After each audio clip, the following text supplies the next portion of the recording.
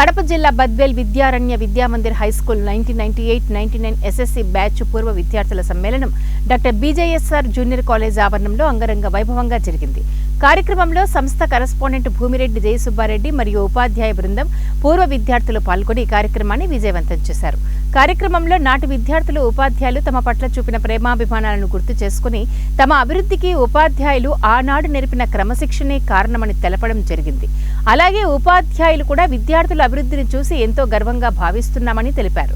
తర్వాత ఉపాధ్యాయులందరినీ సన్మానించి చిరు కానుకలు ప్రదానం చేశారు. అందరికీ నా శుభాకాంక్షలు. మీ పిల్లలను కూడా బాగా చదివించి మంచి పొజిషన్ తీసుకొని రావాలని కోరుకుంటున్నాను. Thank you. Afternoon to all. వేదికను అలంకరించిన పెద్దలకు, విద్యారణ్య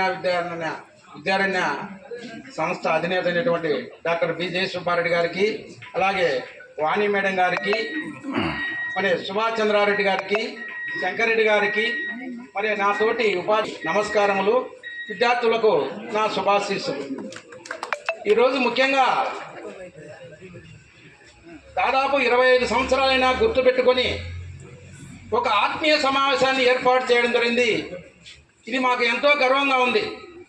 ఎందుకంటే 25 సంవత్సరాల నాటి గురువులను గుర్తుపెట్టుకొని ఆ గురువులను గౌరవించే కార్యక్రమాన్ని ఏర్పాటు చేసినందుకు మా అందరికీ కూడా గర్వంగా ఉంది.